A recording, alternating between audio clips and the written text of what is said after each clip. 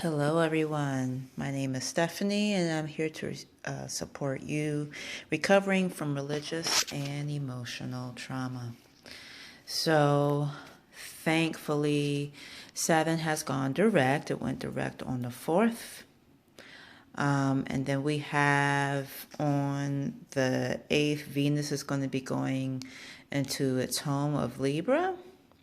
So Libra, Venus is ruled by Libra, so it's perfect. So if you are a Scorpio rising and this happens to be in your 12th house, or even if you're not, whatever house Libra is in for you, there will be lots of peace there, okay? And collectively, we could use some peace. Saturn, as y'all probably read, with the full moon eclipse, Saturn is about time. Saturn is a teacher, okay?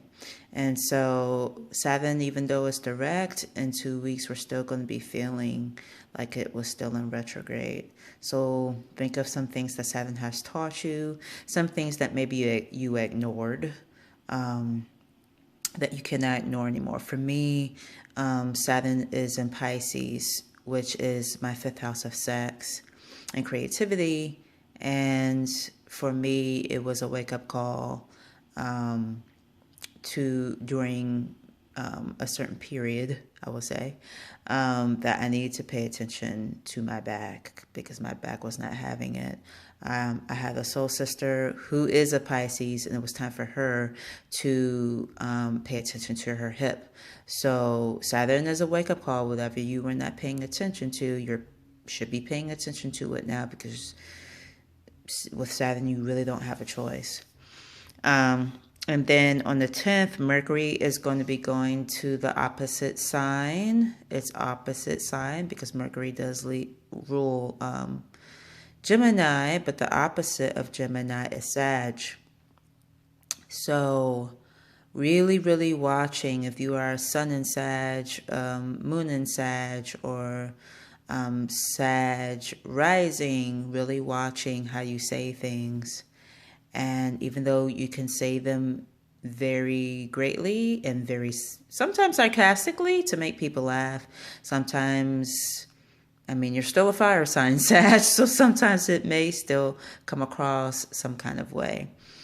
The sun is also, well, we'll deal with the sun going into Sag later, but right now we are going to have the new moon in Scorpio. It's going to be 20 degrees of Scorpio on the 13th at 4:27 a.m. It will be 20 degrees, so 4:27 a.m. on the 13th.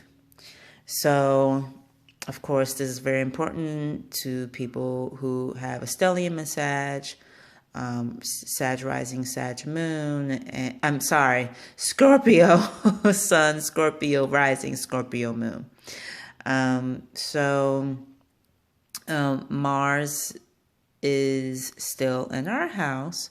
And I feel like it's really a time of reflection, especially since we're going to have that Venus Mars thing going on. There's also going to be a Venus Saturn thing going on also, but it's just going to be calming things down. But toward the end of the week, I mean, Uranus is still in our 7th house.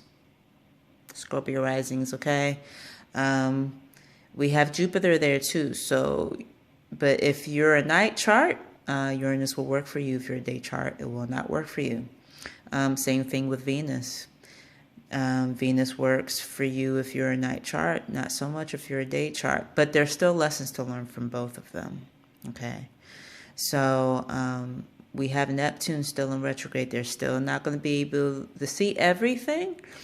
Well, they're still a little bit murky, but there should be some things we're beginning to see because the major planet, Saturn, is direct. So really taking the time to just be still as we go further into the darkness. Scorpio is all about facing your fears. Scorpio is all about really facing your fears, but also allowing certain parts of you to die, because that's not who you are anymore. And we have to remember, even though, Aquarius is in this too. So Aquarius is ruled by Saturn and Uranus, but Uranus also rules.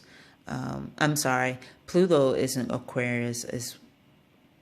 Pluto is in Capricorn as well, but it still rules Scorpio. So what is it that we need to let go of that's in our past selves, people that no longer belong in our life, and who's still staying in? So in order to really capture that, we're going to go into corpse pose, also known as Shavasana. It is the hardest pose for people because you're being still. If there's anything that can be done right now, is being still, enjoying the peace, enjoying the quiet, going within, because that's what Scorpio is all about, going within, facing those things we are scared to face. And Aquarius supports that down the line, and so does Sag. But right now, since it is Scorpio season, this is what I feel like we need to do right now, along with just inhaling in that peace, because that's what Libra does. It balances between what comes up to Virgo and what comes from Scorpio on. So without further ado, here we go. The world is listening to our hearts beat, as if the whole world sees exactly what we feel.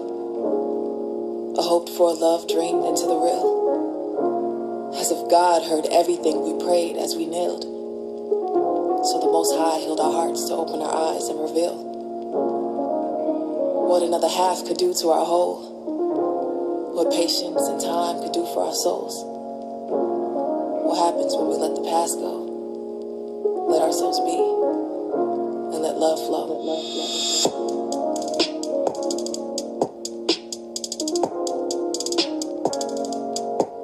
Let love flow. Let love flow.